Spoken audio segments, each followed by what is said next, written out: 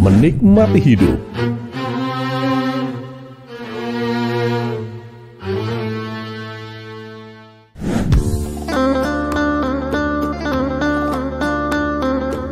Assalamualaikum warahmatullahi wabarakatuh.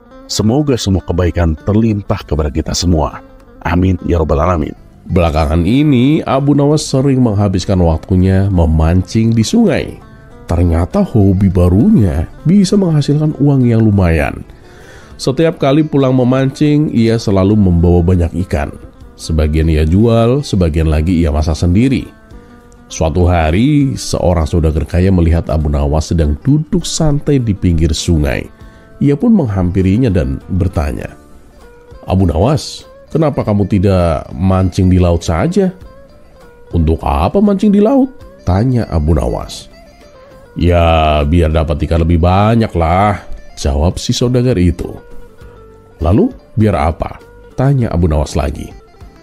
"Ya, biar kamu bisa menjual lebih banyak ikan dan mendapatkan lebih banyak uang," jawab si saudagar. "Lalu apa?" tanya Abu Nawas untuk ketiga kalinya. "Dengan uang itu, kamu kan bisa membeli perahu yang besar dan menangkap ikan yang jauh lebih banyak," jelas si saudagar tersebut. "Lalu apa?" tanya Abu Nawas lagi. "Nah, dengan hasil yang lebih besar, kamu bisa membeli beberapa perahu dan mempekerjakan orang lain untuk memancing untukmu," jawab si saudagar. "Terus apa?" tanya Abu Nawas sekali lagi. "Terus kamu akan menjadi kaya dan bisa menikmati hidup," jawab si saudagar dengan bangga. Abu Nawas pun tersenyum dan berkata, "Lah, emang menurutmu apa yang sedang aku lakukan sekarang?" Mendengar itu, sang saudagar pun terdiam. Ia pun akhirnya menyadari bahwa Abu Nawas sudah menikmati hidupnya dengan cara yang sederhana namun membahagiakan.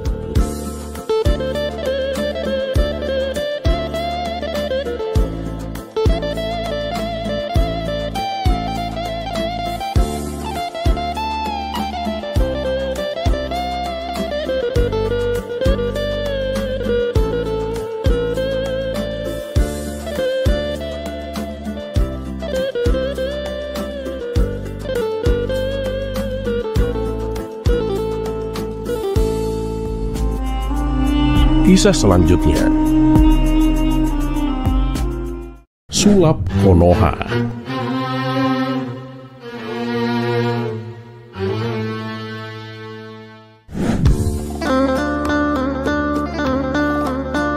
Ya rabbal alamin. Pada suatu ketika, seorang ulama diundang oleh Baginda Raja. Ulama tersebut kemudian bercerita tentang kisah Nabi Musa melawan para penyihir istana, di mana para penyihir itu bisa mengubah tali menjadi ular.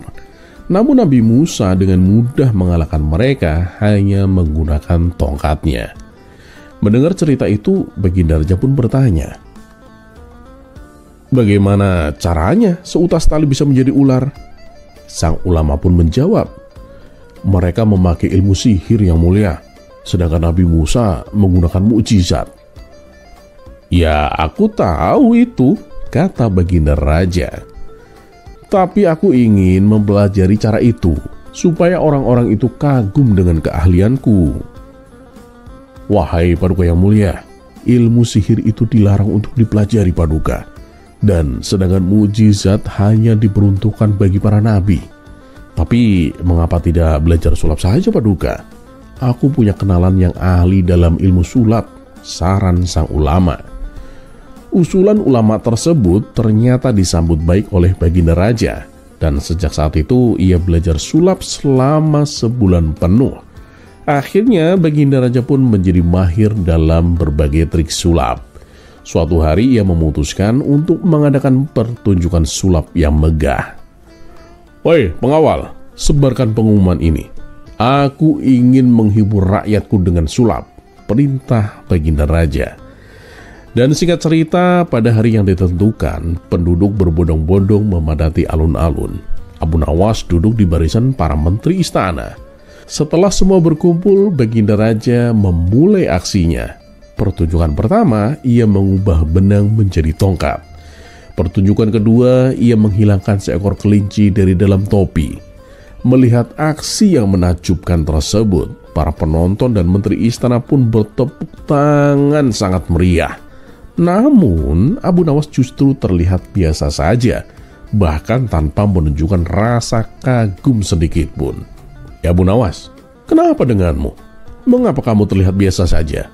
tanya Baginda Raja. "Maaf Paduka yang mulia, pertunjukan Paduka itu memang luar biasa, tapi sama sekali tidak membuatku senang Paduka," jawab Abu Nawas. "Baiklah, kalau begitu akan kutunjukkan trik sulap yang lebih hebat. Katakan saja, trik sulap apa yang bisa membuatmu senang?" tanya Baginda Raja. "Wahai Paduka, permintaan sulapku ini bukan hanya untuk membuatku senang Paduka, tapi seluruh rakyat juga pasti akan ikut senang. Tadi Paduka sudah menunjukkan bagaimana seekor kelinci bisa menghilang. Nah, sekarang coba tunjukkan bagaimana cara menghilangkan semua pajak yang dibebankan kepada rakyat Paduka. Dan itu baru sulap yang luar biasa Paduka," kata Abu Nawas sambil tersenyum. Ucapan Abu Nawas itu membuat seluruh rakyat tertawa, sementara Baginda Raja hanya terdiam. Dan demikianlah sifat Abu Nawas, di sela-sela candaannya, ia selalu menyelipkan kritik kepada penguasa.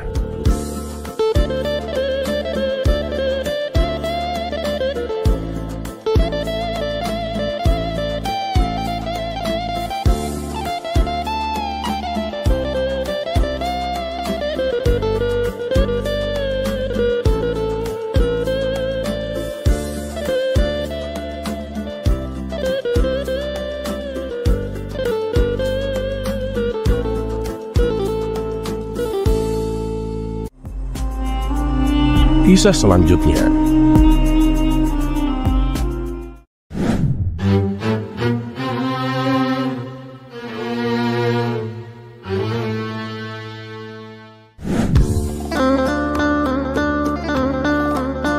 Ya Rabbal Alamin. Setelah menempuh perjalanan yang cukup jauh, Abu Nawas dan Abu Jahil akhirnya memutuskan untuk beristirahat di sebuah padang yang terbuka. Malam itu langit cerah bertabur bintang, angin berhembus sejuk dan perut mereka mulai keroncongan. Mereka pun mendirikan kemah seadanya. Abu Jahil lalu merebahkan tubuhnya dengan malas sambil menguap lebar. "Abu Nawas, berilah keledai kita makanan supaya besok kuat untuk berjalan. Aku sudah sangat capek Abu Nawas," kata Abu Jahil dengan mata yang setengah terpejam. Abu Nawas yang juga kelelahan pun langsung menolak. "Aku juga capek Abu Jahil, seharian aku juga belum istirahat." Keduanya pun mulai berdebat, tak ada yang mau mengalah. Masing-masing bersikeras bahwa dirinya lebih lelah. Akhirnya Abu Nawas pun mendapatkan ide yang cerdik.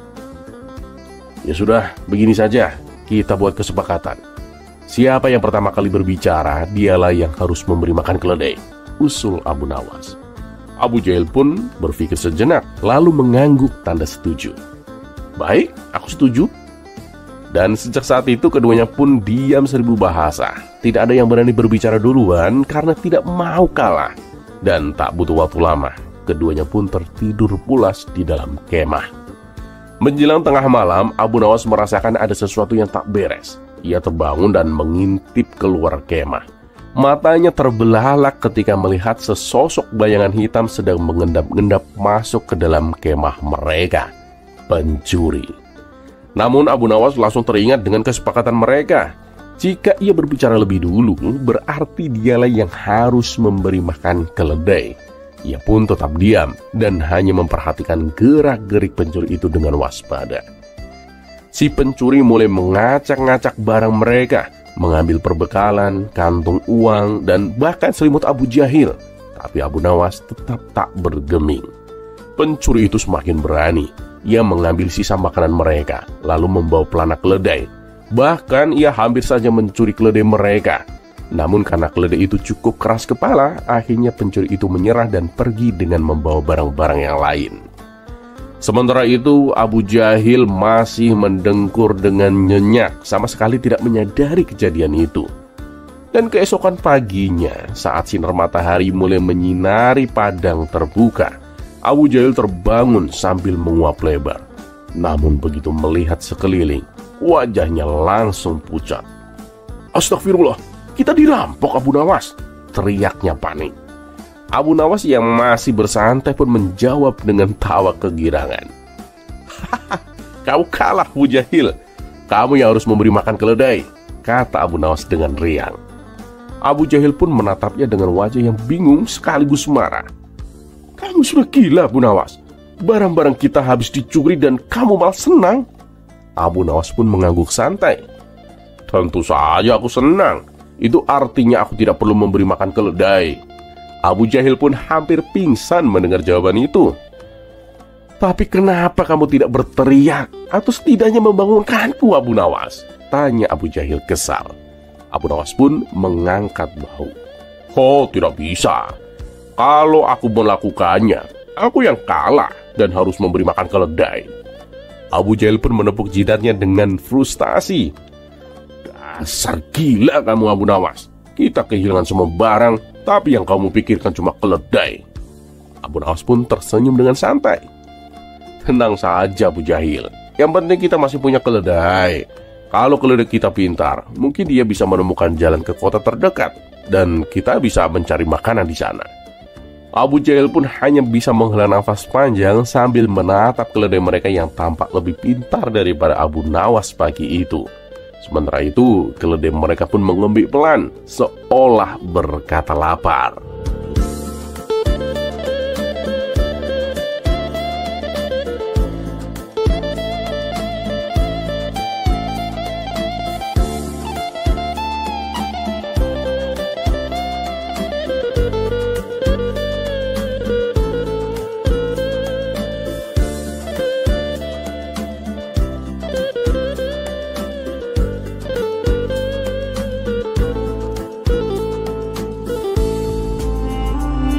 Kisah selanjutnya.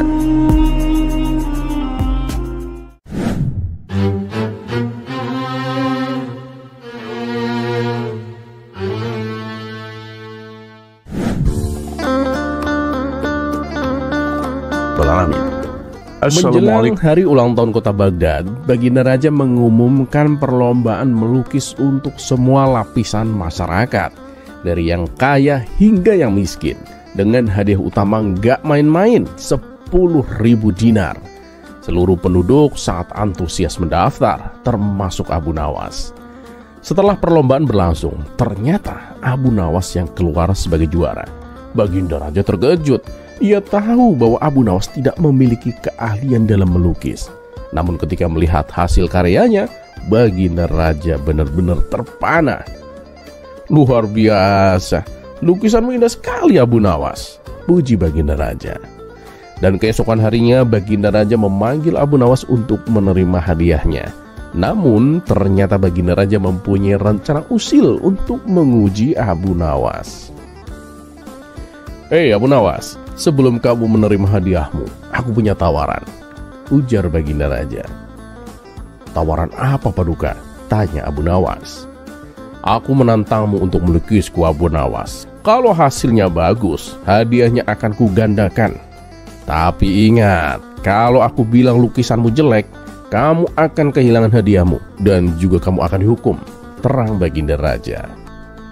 Abu Nawas merasa ada yang tidak beres. Dalam hati ia berkata, ini pasti jebakan. Sebagus apapun lukisanku, pasti akan dibilang jelek oleh Baginda Raja. Abu Nawas pun berpikir sejenak lalu berkata, baiklah Paduka, saya terima tantangan ini. Tapi saya punya satu permintaan Paduka. Apa permintaanmu Abu Nawas? Tanya Baginda Raja. Jika lukisanku selesai, aku ingin para menteri istana melihat dan menilainya juga Paduka, jawab Abu Nawas. Baginda Raja pun tertawa dalam hati. Abu Nawas pasti kalah. Para menteri tentu akan mendukung keputusanku. Maka dimulailah tantangan itu. Abu Nawas pun mempersiapkan alat-alat lukisnya. Sementara itu Baginda Raja duduk di singgasananya dengan menggunakan jubah kebesaran. Setelah 1 jam berlalu, Abu Nawas pun menyelesaikan lukisannya dan menyerahkannya kepada Baginda Raja. Ketika Baginda Raja melihat lukisan itu, ia langsung emosi. Lukisan itu menggambarkan dirinya tanpa busana dan perutnya yang buncit sangat jelas terlihat. Kurang ajar kamu Abu Nawas, berani-beraninya kamu melecehkanku, bentak Baginda Raja. Maaf Paduka, tapi ini adalah lukisan terindah dan paling jujur yang pernah saya buat, jawab Abu Nawas dengan tenang. Indah dari mana? Jujur apanya? Paduka, bukankah kelak di hari kiamat semua orang akan telanjang tanpa jubah kebesaran dan hanya amal perbuatannya yang akan diperhitungkan? Mungkin di dunia ini Paduka bisa marah kepada saya, tetapi apakah Paduka bisa marah kepada Tuhan ketika saat itu tiba? Kata Abu Nawas menjelaskan. Paduka, kemuliaan seseorang tidak terletak pada jubah atau kedudukannya, tetapi pada ketakwaannya kepada Tuhan dan rasa hormatnya kepada sesama. Mendengar penjelasan Abu Nawas, amarah Baginda Raja perlahan mereda. Ia terdiam dan tersadar akan kebodohannya. Kamu benar Abu Nawas. Lukisanmu mungkin tampak kurang ajar, tapi justru menyadarkanku. Oh iya Paduka, kata Abu Nawas tersenyum nakal. Bagaimana dengan permintaanku untuk menunjukkan lukisan ini kepada para menteri istana? Baginda Raja pun terkekeh. Tidak perlu, hadiahmu akan kugandakan, karena kamu telah menyelesaikan tugasmu dengan cemerlang. Dengan kecerdikannya, Abu Nawas berhasil keluar dari jebakan Baginda Raja dan mendapatkan hadiah yang dijanjikan.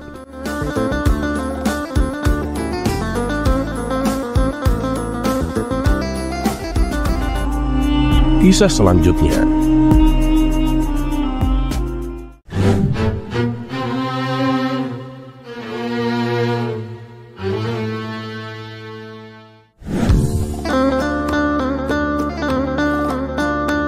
Ya Rabbal Alamin. Dikisahkan saat Abu Nawas jalan-jalan di tengah keramaian, ia berpapasan dengan dua pemuda yang sedang mabuk berat.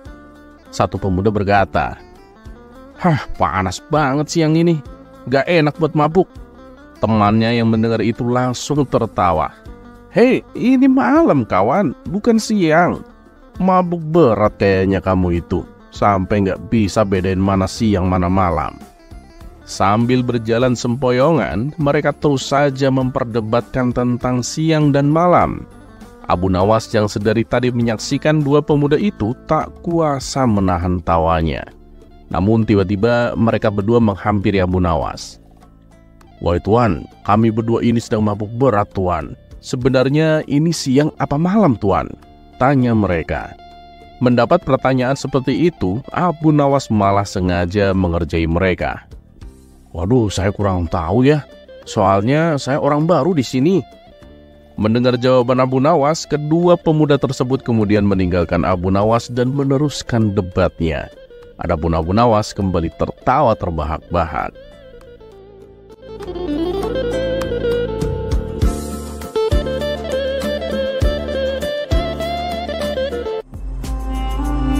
Kisah selanjutnya.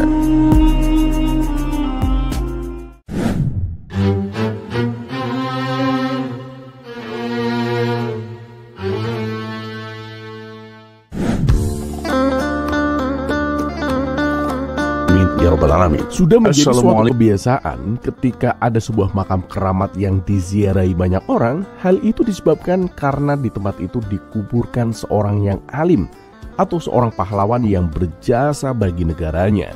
Tujuan para peziarah pun berbeda-beda.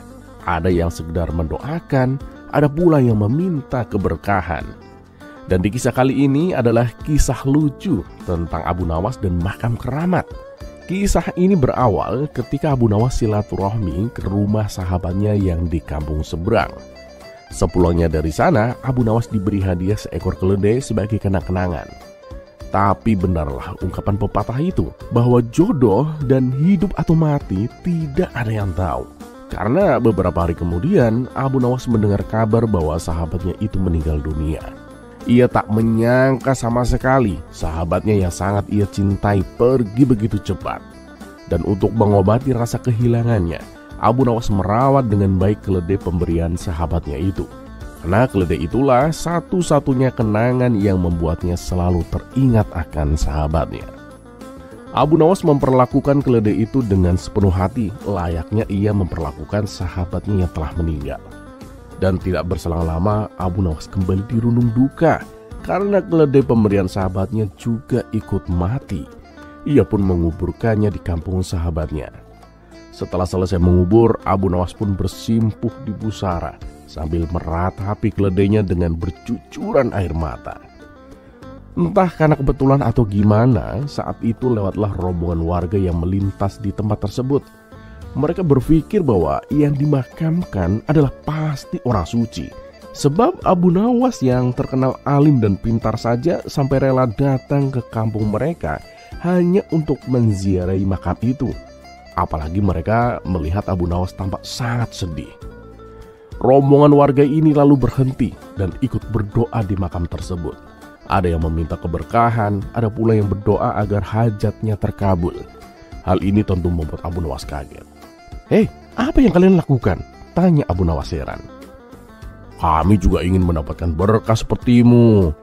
Kami yakin kalau makam ini bukan makam orang sembarangan," jawab mereka. Abu Nawas pun bertambah kaget.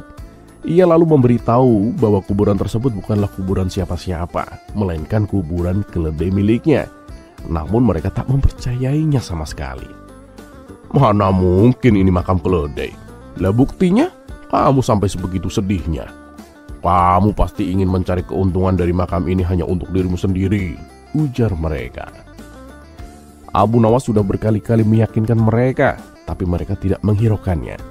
Dan akhirnya Abu Nawas pun kewalahan dan menyerah, lalu meninggalkan kampung tersebut.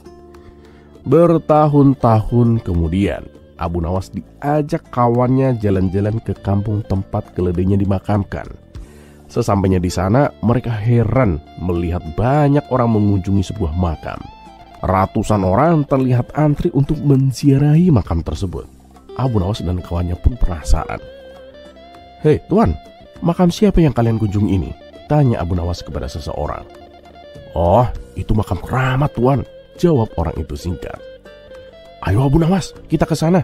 Aku jadi penasaran," ajak kawannya. Ketika sampai di makam tersebut, betapa terkejutnya Abu Nawas karena ia sangat mengenali makam itu. Spontan Abu Nawas pun tertawa terpingkal-pingkal. Abu Nawas, kenapa kamu tertawa? Apa ada yang lucu?" tanya kawannya heran. "Kamu tahu nggak makam itu punya siapa?" tanya Abu Nawas. "Lah memangnya kamu tahu?" tanya kawannya balik. "Ya tentu sajalah, aku sangat mengenali makam itu," jawab Abu Nawas sambil tertawa. Abu Nawas pun mulai menceritakan kisah tentang makam itu kepada sahabatnya. Mendengar cerita itu tentu kawannya ikut tertawa terpingkal-pingkal. Dan tentu saja tingkah laku mereka membuat para peziarah merasa terganggu dan menganggap mereka mengolok-olok makam keramat. Orang-orang itu lalu menegur Abu Nawas agar menjaga sikap. Tetapi Abu Nawas justru tertawa lebih keras. Hal ini membuat orang-orang emosi dan hendak memukulinya. Tunggu dulu. Jangan cepat emosi. Kalian tahu tidak? Makam yang kalian keramatkan itu bukan makam orang alim, tapi makam keledaiku yang mati. Dan aku sendiri yang menguburkannya di sini. Kalau kalian tidak percaya, gali saja kuburan itu. Dan kalau aku berbohong, silakan iris kupingku ini, ucap Abu Nawas. Ada yang percaya dan tentu pula ada yang ragu. Akhirnya mereka pun beramai-ramai menggali makam tersebut. Dan ternyata memang benar. Yang mereka temukan adalah tulang belulang seekor keledai. Salah seorang warga pun bertanya, "Kenapa bisa seperti ini Abu Nawas?" Abu Nawas pun lalu menjelaskan awal mula kisahnya, termasuk alasan keledainya dimakamkan di kampung tersebut. Dan sejak saat itu orang-orang pun sadar dan tidak lagi menganggap makam tersebut sebagai makam keramat.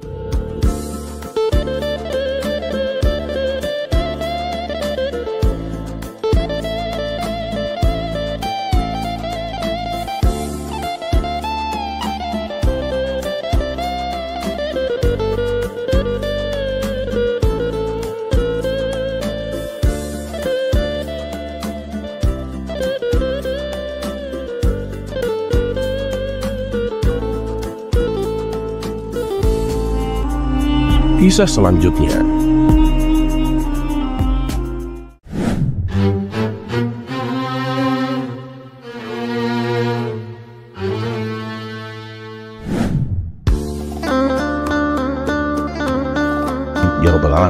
Tak diragukan lagi, memang sudahlah kita akui, Abu Nawas dan Abu Jahil itu pembawa kebahagiaan. Setiap kehadiran mereka selalu mengundang gelak tawa.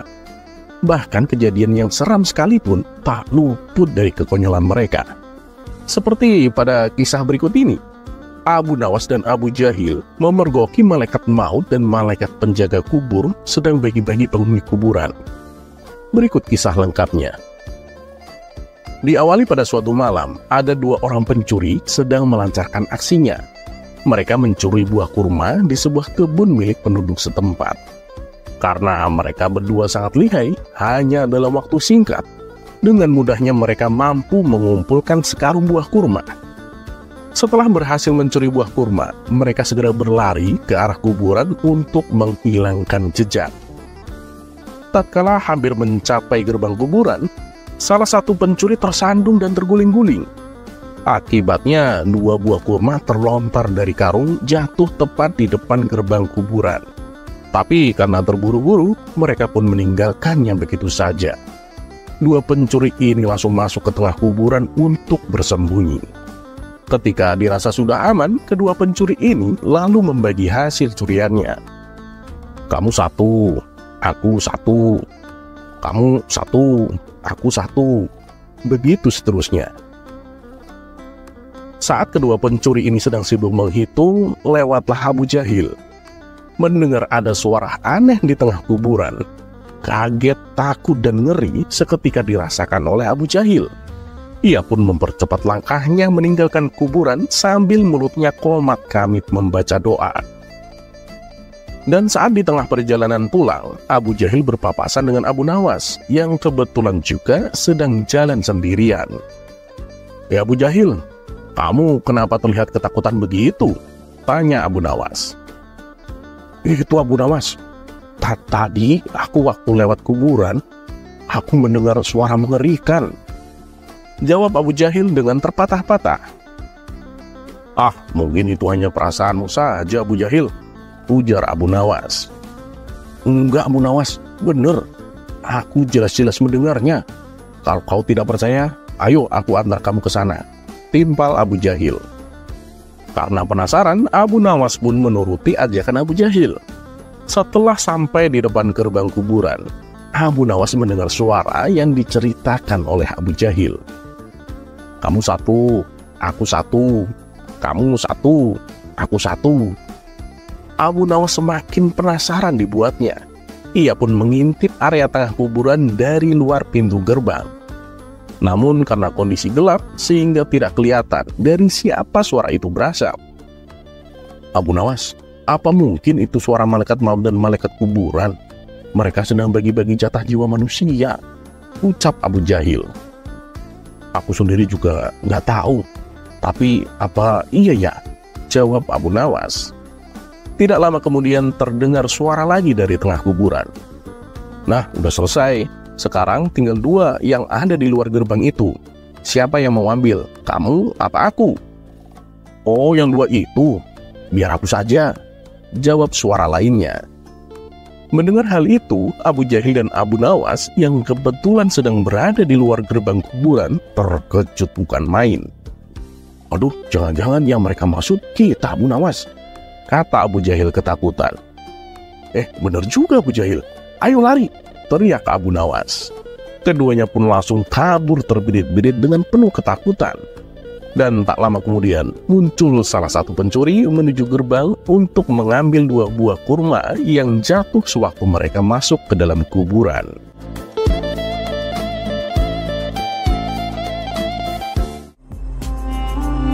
Kisah selanjutnya.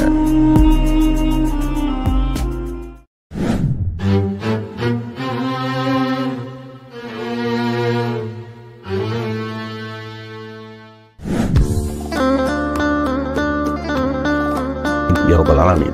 Di suatu sore yang teduh seperti biasa, Abu Nawas berjalan-jalan keliling kampung untuk mengusir rasa jenuh. Ia mengenakan jubah lusuhnya yang khas dan bersiul kecil sambil menikmati angin sepoi-sepoi. Setelah berkeliling cukup jauh, ia pun mampir ke warung langganannya, tempat nongkrong favorit bersama kawan-kawan lamanya. Begitu duduk, Abu Nawas langsung disambut teh hangat dan obrolan ringan. Baru saja ia menyeruput teh pertamanya, tiba-tiba terdengar kegaduhan dari arah jalanan. "Tangkap, cepet tangkap dia!" teriak seorang dari kejauhan. Orang-orang di sekitar warung berhamburan keluar. Karena penasaran, Abu Nawas pun berdiri dan bertanya kepada salah satu warga yang berlari terburu-buru. "Ada apa ini, Tuan? Kenapa semua orang panik?" Dengan nafas terengah-engah, warga itu menjawab, "Ada orang gila menculik anak kecil, Tuan. Kami sedang mengejarnya." Mendengar hal itu, mata Abu Nawas pun langsung terbelalak. "Orang gila menculik anak kecil?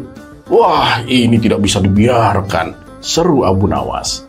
Dan tanpa pikir panjang, ia pun ikut berlari mengejarnya. Orang gila tersebut terlihat berlari ke arah menara tua di tengah kota, sambil menggendong anak kecil yang menangis ketakutan. Warga semakin banyak yang ikut mengejar, namun semakin dikejar, si penculik makin panik. Setibanya di menara, ia pun langsung memanjat cepat ke atas sambil tetap membawa si anak kecil. Saat beberapa warga mencoba ikut naik, tiba-tiba orang gila itu berteriak keras dari atas menara.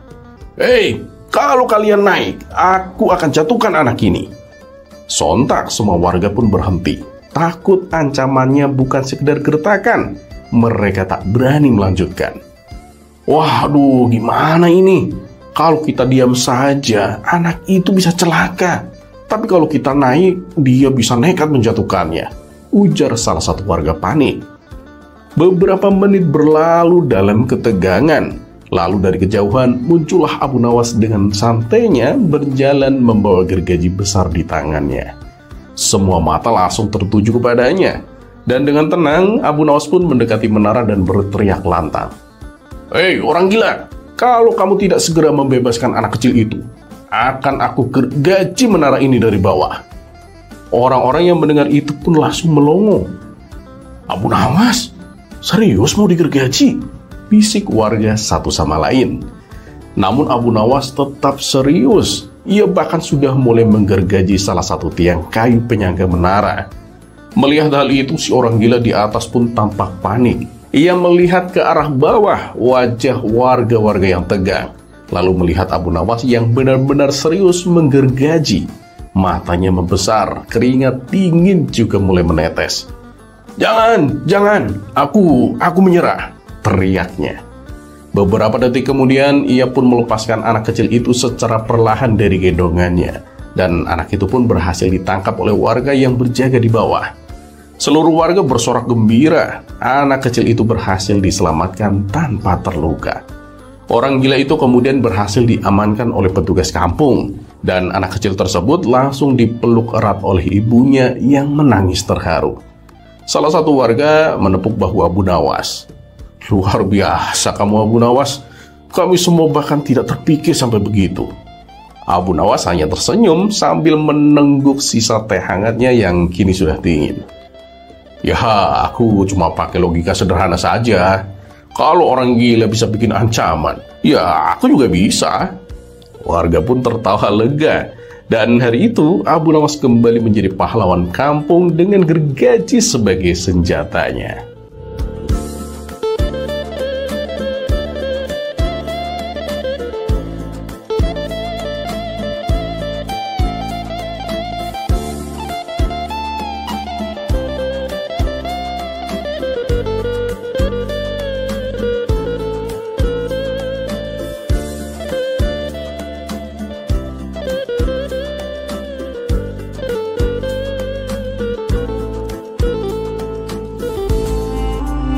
Kisah selanjutnya.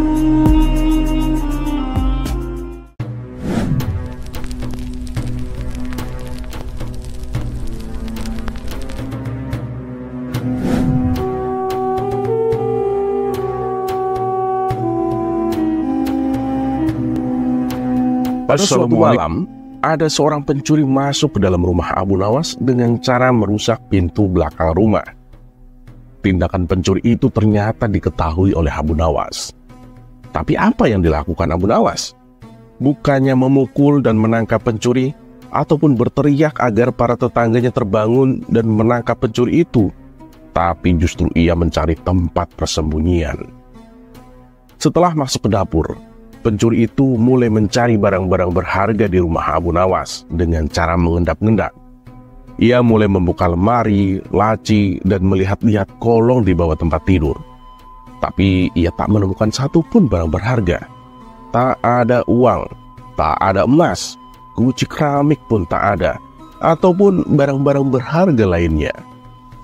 Pencuri itu tak putus asa. Ia kembali memeriksa ulang setiap ruangan yang ada di dalam rumah Abu Nawas untuk memastikan bahwa ia telah menggeledah semua tempat yang ia duga terdapat barang berharga. Sampai suatu ketika, ia melihat sebuah kotak besar di dalam suatu ruangan yang sebelumnya tak sempat ia periksa. Pencuri itu langsung membayangkan, di kotak itulah barang-barang berharga disimpan. Dengan hati-hati, pencuri itu membuka kotak.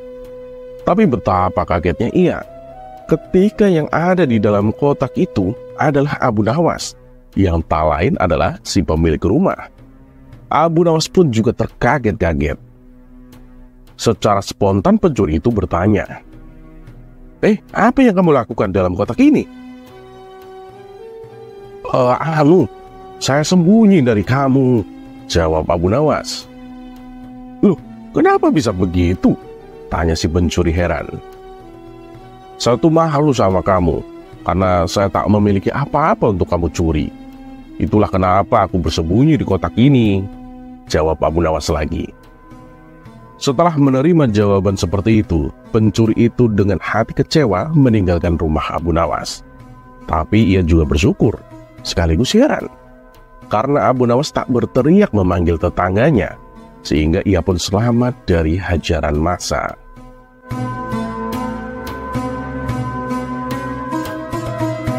Terlepas apakah cerita ini adalah cerita fiksi atau kenyataan, karena hikmah adalah barang hilang seorang muslim. Di mana ia menemukannya, maka ia berhak mengambilnya. Dan satu yang harus selalu kita tahu, bahwa Allah Subhanahu wa Ta'ala tidak pernah menjanjikan bahwa langit itu selalu biru, bunga selalu mekar, dan mentari selalu bersinar. Tapi ketahuilah bahwa Dia selalu memberi pelangi di setiap badai, senyum di setiap air mata, berkah di setiap cobaan, dan jawaban di setiap doa. Dan seperti biasa, terima kasih. Wassalamualaikum warahmatullahi wabarakatuh.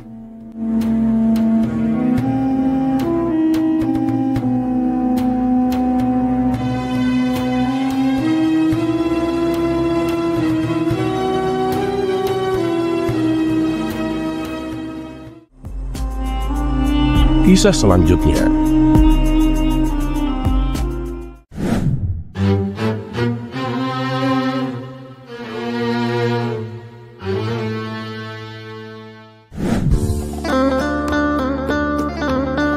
Ya Rabbal Alamin. Suatu hari, Abu Nawas melihat pohon mangga tetangganya yang penuh dengan buah yang ranum. Tetangganya ini terkenal sangat pelit dan tidak pernah mau membagikan hasil panennya.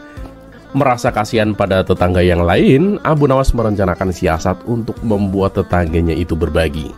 Abu Nawas datang ke rumah tetangganya dengan wajah yang serius. "Wahai tetanggaku, aku harus memberitahumu sesuatu yang sangat penting." Tetangganya pun memandangnya dengan curiga. "Abu Nawas, aku tahu kau penuh akal, tapi aku tidak akan tertipu begitu saja. Apa yang kau inginkan kali ini, Abu Nawas?" Dengan tenang, Abu Nawas menjawab, "Ya, aku memang tidak memintamu untuk percaya begitu saja. Tapi gimana ya? Semalam aku bermimpi bahwa pohon manggamu berbicara kepadaku. Ia mengatakan jika buahnya tidak segera dinikmati oleh banyak orang, dalam 7 hari ia akan merana dan kemudian mati." Tetangganya pun tertawa keras. "Kamu pikir aku percaya dengan mimpimu itu? Pohon kok bisa bicara? Omong kosong kamu, Abu Nawas." Abu Nawas pun tersenyum tipis. "Ya, kalau kau tidak percaya ya silahkan. Kita lihat aja nanti buktinya. Jika pohonmu mulai layu dalam 7 hari, maka kamu akan tahu kebenaran perkataanku ini. Dan kalau memang tidak ada apa-apa, aku akan bekerja di kebunmu selama seminggu sebagai permintaan maaf dariku." Merasa tidak ada ruginya, tetangganya pun setuju. Baiklah kalau begitu Abu Nawas, kita lihat saja siapa nanti yang akan menyesal. Dan keesokan harinya, Abu Nawas diam-diam menyiram akar pohon mangga itu dengan air garam, sehingga pohon itu tampak layu tanpa benar-benar rusak. 3 hari berlalu dan daun-daun pohon mangga itu mulai menguning, buah-buahnya juga tampak layu. Tetangganya mulai panik. Pada hari kelima, tetangganya memanggil Abu Nawas dengan wajah yang cemas. "Apa yang kamu katakan kemarin ternyata benar Abu Nawas. Pohon manggaku terlihat akan mati. Ya sudah, cepat, petiklah buahnya dan bagikan kepada siapapun sebelum semuanya terlambat Abu Nawas." Abu Nawas dengan senyum puas memetik mangga-mangga tersebut dan membagikannya kepada para tetangga. Setelah pohonnya dipetik, Abu Nawas berhenti menyiram dengan air garam dan pohon itu perlahan kembali segar.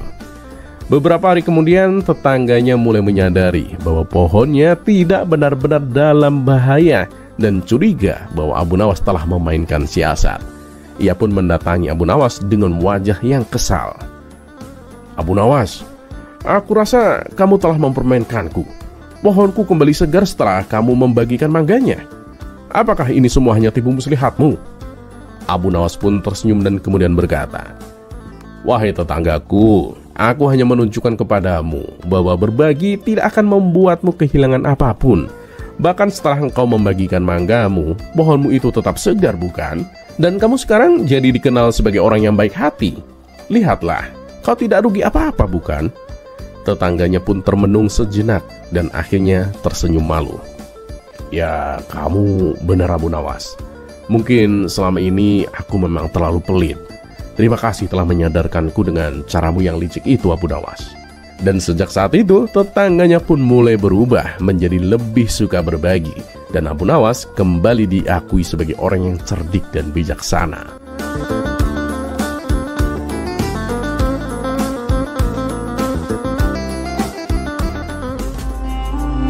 Kisah selanjutnya.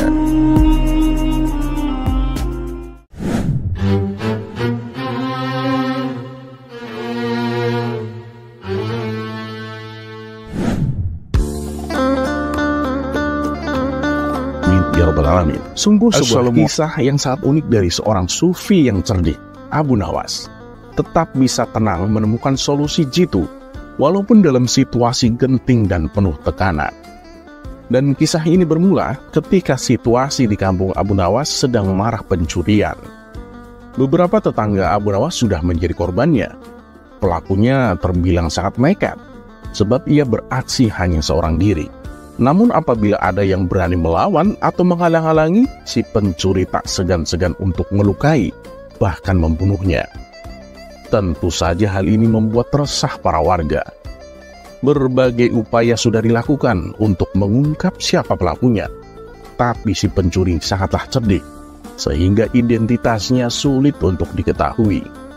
Akhirnya para warga meminta bantuan istana supaya kampungnya dijaga. Maka Baginda Raja mengirim puluhan prajurit untuk menjaga keamanan. Beberapa prajurit disiagakan di tempat-tempat rawan pencurian, sementara beberapa prajurit lainnya bertugas berkeliling kampung. Namanya saja pencuri cerdik, ia bisa dengan mudah menyelinap tanpa ketahuan.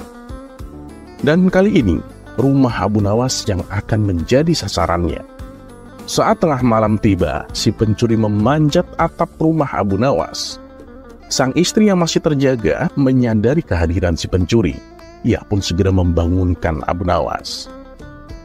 "Suamiku, di atap rumah kita sepertinya ada orang," kata sang istri kepanikan. Abu Nawas pun terkejut dan terbangun. "Gimana nih? Apa yang harus kita lakukan?" tanya sang istri.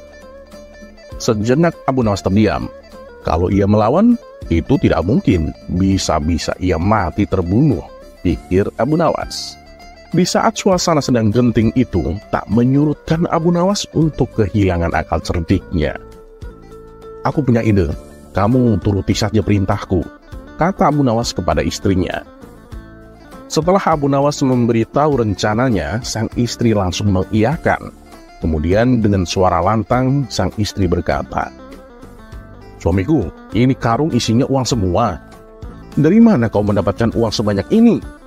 Abu Nawas pura-pura emosi dan menjawab, "Tengah malam begini kamu membangunkan aku hanya untuk menanyakan asal uang itu?"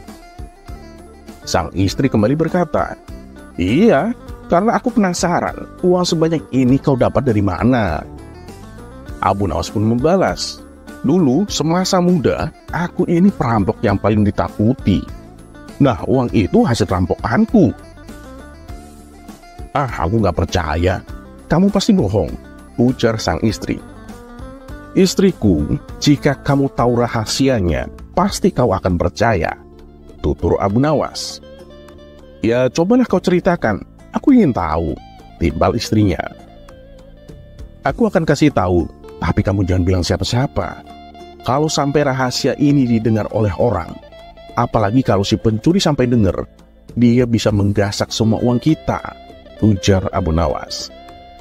"Iya, tenang. Aku nggak akan mengatakan kepada siapa-siapa," balas istrinya. "Begini istriku, jadi dulu waktu aku merampok, aku memanjat atap rumah yang akan aku satroni. Terus aku melihat ke atas langit. Apabila bulan belum muncul, aku akan menunggunya," kata Abu Nawas. "Menunggu bulan? Untuk apa?" tanya istrinya pura-pura penasaran. "Justru disinilah rahasianya. Apabila bulan sudah muncul, aku akan terjun dari atap rumah, tapi dengan mengucapkan mantra 3 kali. Wik, wik, wik," kata Abu Nawas memberitahu. "Terjun dari atap rumah? Nggak bahaya tak?" tanya sang istri. "Ya enggak lah, aman. Dengan mantra itu, cahaya bulan akan membuatku melayang dan jatuh perlahan. Itulah kenapa aku menunggu bulan muncul. Dan dengan mantra itu juga, aku bisa masuk ke dalam rumah orang tanpa bisa dilihat siapapun. Dan aku bisa menggasak semua hartanya tanpa ketahuan," kata Abu Nawas menjelaskan. Sementara si pencuri yang ada di atap rumah Abu Nawas menguping pembicaraan mereka berdua. "Wah, keren juga caranya. Ampuh mantranya. Bodoh kau Abu Nawas, malam ini hartamu akan aku kuras tanpa kau sadari," kata si perampok dalam hati. Ia pun langsung memakai cara Abu Nawas dan mengucapkan mantra rahasianya. Pas sekali, cahaya bulan sangat mendukung untuk aksiku. Bulan bersinar sangat terang, kata si pencuri. "Wik, wik, wik," ucap si pencuri dengan lantang. Kemudian ia langsung terjun dari atap rumah. Apa yang terjadi selanjutnya membuat Abu Nawas sedikit tertawa geli. Si pencuri jatuh ke tanah dengan kondisi terluka parah. Tulang rusuknya patah, tulang kakinya juga patah. Tangan dan kakinya pisah, kupingnya jadi 2, matanya ada di samping hidung. Si pencuri menggeliat dan berteriak kesakitan. Mendengar ada kegaduhan di depan rumah Abu Nawas, para tetangga beramai-ramai mendatanginya. "Ada apa Abu Nawas? Siapa orang ini?" tanya salah satu warga. "Ya inilah pencuri yang selama ini meresahkan kita," jawab Abu Nawas. Dan tak lama kemudian, prajurit istana yang menjaga keamanan datang dan meringkus si pencuri. Ya, walaupun seperti di sinetron India, polisi datangnya pasti belakangan. Dan suasana kampung pun kini menjadi aman kembali.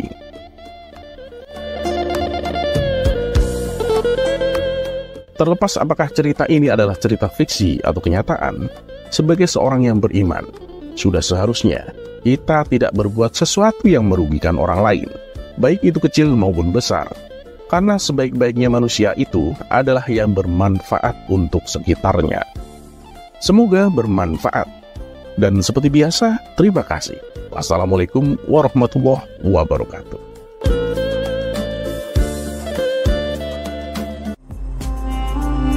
Kisah selanjutnya.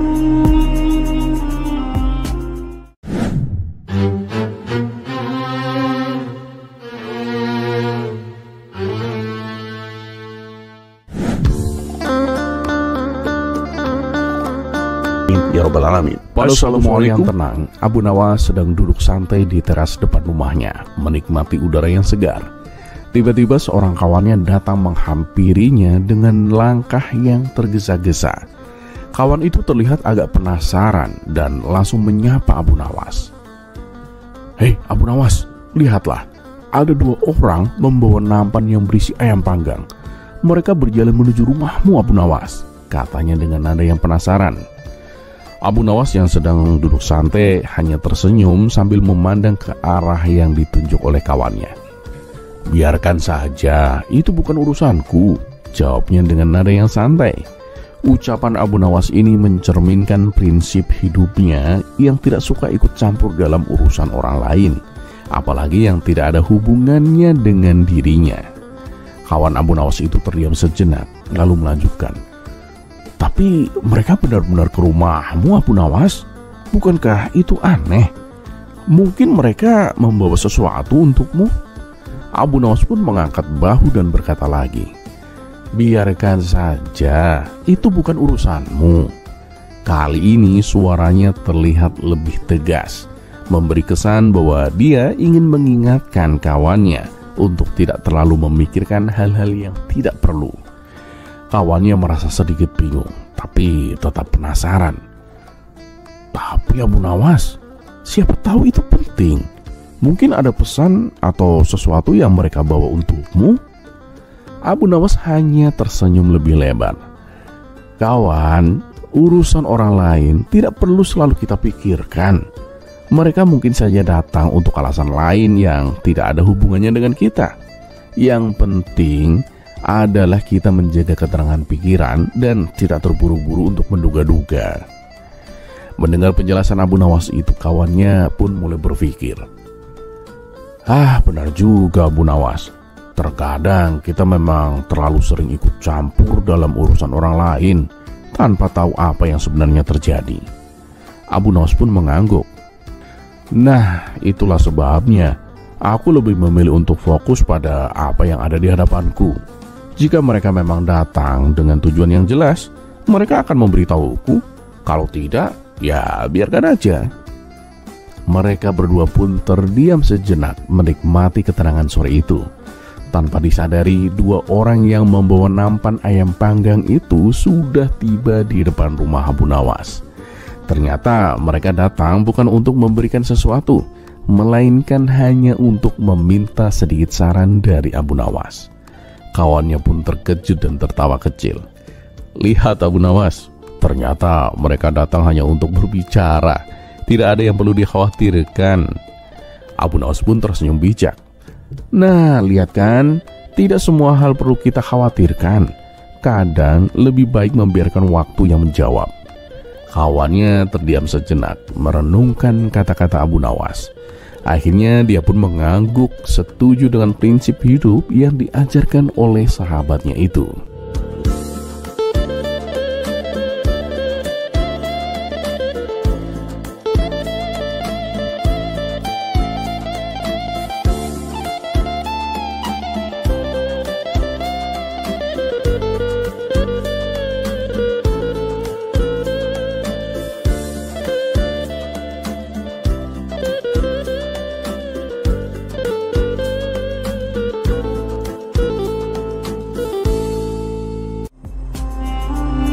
Kisah selanjutnya.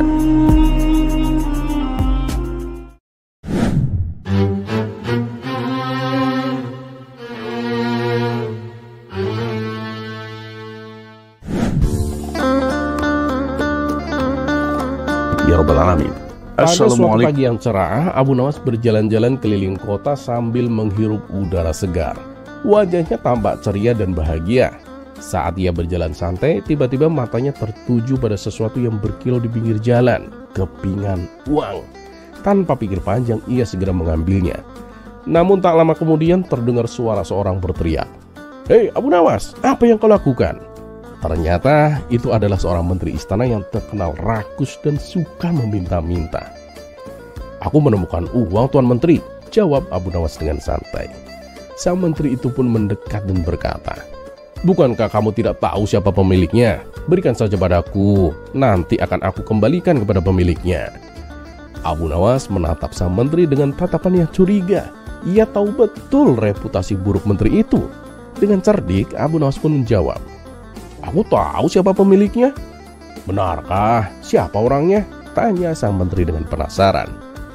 Pemiliknya adalah orang yang menaruh uang ini di sini untuk aku temukan, jawab Abu Nawas sambil tersenyum lebar.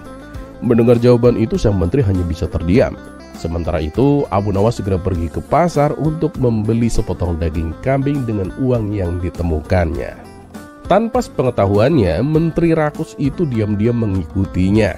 Saat melihat Abu Nawas membeli daging, muncul sifat rakusnya. Aku akan mendatangi rumahnya. Pasti dia akan makan enak. Aku juga harus kebagian lah, pikir sang menteri. Ketika Abu Nawas sampai di rumah dan mulai memasak daging tersebut, sang menteri mengetuk pintu. Assalamualaikum Abu Nawas, sapa sang menteri dengan nada yang ramah. Waalaikumsalam Tuan Menteri, jawab Abu Nawas sambil membukakan pintu. Setelah masuk dan duduk, sang menteri mulai berbasa-basi. Kamu sedang masak apa Abu Nawas? Dari luar aromanya sangat menggoda. Abu Nawas pun tersenyum tipis. Ia mulai curiga dengan niat kedatangan tamunya itu. Oh, aku sedang masak daging Tuan Menteri, jawabnya. Wah, pantas saja aromanya lezat. Untuk siapa hidangan itu Abu Nawas? Tanya sang menteri dengan penuh rasa ingin tahu. Untuk yang paling mulia dan terhormat di kota ini Tuan Menteri, jawab Abu Nawas sambil tersenyum misterius. Sang menteri pun langsung berpikir bahwa Abu Nawas sedang membicarakan dirinya. Ia pun memutuskan untuk menunggu sampai makanan itu matang. Namun betapa terkejutnya sang menteri ketika Abu Nawas menyajikan daging itu kepada kucing peliharaannya. Sisa dagingnya ia makan sendiri. Ya Abu Nawas, kenapa kau memberikan daging itu kepada kucing? Bukankah tadi kau bilang makanan ini untuk yang paling mulia dan terhormat di kota ini? Tanya sang menteri dengan nada yang kesal. Abu Nawas pun dengan santai menjawab. Ya memang betul Tuan Menteri, kan kucingku ini sangat mulia dan terhormat. Sang menteri semakin emosi. Kamu menghinaku Abu Nawas. Jangan samakan aku dengan kucingmu yang jelek itu, bentaknya. Abu Nawas pun tetap tenang dan tersenyum kecil. Maaf Tuan Menteri, jangan salah paham dulu. Aku tidak menyamakan Anda dengan kucingku. Justru menurutku, kucingku ini lebih mulia dan terhormat dibandingkan Anda. Sebab meskipun kucingku ini lapar, ia tidak pernah meminta-minta, apalagi sampai mendatangi rumah orang lain untuk minta makanan. Wajah sang menteri mendadak memerah karena malu. Tanpa berkata apa-apa lagi, ia segera pergi dari rumah Abu Nawas dengan hati yang penuh amarah dan rasa malu. Sementara itu, Abu Nawas hanya tertawa kecil sambil melanjutkan makannya.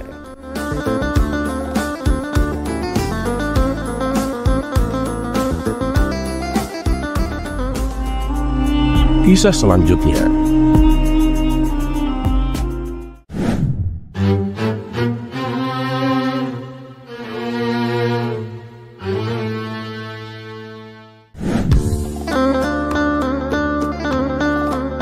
Ya Rabbal Alamin. Pada suatu hari, Baginda Raja mengundang Abu Nawas ke istana. Di sana, Baginda Raja memberinya sebuah tugas yang terdengar sederhana. Wahai Abu Nawas, titah Baginda Raja. Masuklah ke hutan belantara dan bawakan kepadaku dua hal yang mengembirakan. Tanpa banyak tanya, Abu Nawas pun langsung menjalankan tugas itu. Meskipun ia sama sekali tidak tahu bahwa hutan yang dimaksud penuh dengan binatang buas. Saat ia mulai memasuki hutan, Abu Nawas melihat sebuah pohon apel yang buahnya sudah matang. Ia pun memetik apel-apel itu dan mengumpulkannya ke dalam keranjang. Namun tiba-tiba, seekor binatang buas muncul dan mendekatinya. Melihat hal itu, Abu Nawas segera memanjat pohon apel untuk menyelamatkan diri. Ia bersembunyi hingga binatang buas itu pergi. Setelah keadaan aman, barulah Abu Nawas turun dan meninggalkan hutan. Dan singkat cerita, ia pun kembali ke istana dan menghadap Baginda Raja. Bagaimana Abu Nawas? Apakah kamu membawakan apa yang aku minta? Tanya Baginda Raja. Siap Paduka, saya membawa dua hal yang mengembirakan, sesuai dengan permintaan Paduka, jawab Abu Nawas. Oh ya? Apa itu? Coba tunjukkan kepadaku, perintah Baginda Raja. Yang pertama Paduka, kata Abu Nawas sambil menunjukkan keranjangnya. Saya menemukan buah apel yang manis dan lezat Paduka. Dan yang kedua, saya merasa lebih semangat hidup daripada sebelumnya. Mendengar jawaban itu, Baginda Raja pun tampak heran. Ia tidak sepenuhnya memahami maksud daripada Abu Nawas. "Bisakah kamu jelaskan maksud dari perkataanmu itu, Abu Nawas?" tanya Baginda Raja. Paduka itu tidak memberitahu saya sebelumnya bahwa hutan itu penuh dengan binatang buas. Untunglah saya masih bisa selamat, Paduka. Karena itu saya merasa semangat hidup saya ini bertambah. Itulah kegembiraan yang kedua, Paduka, jelas Abu Nawas sambil tersenyum. Dan spontan Baginda Raja pun tertawa dan mengakui kecerdikan dan kepolosan Abu Nawas.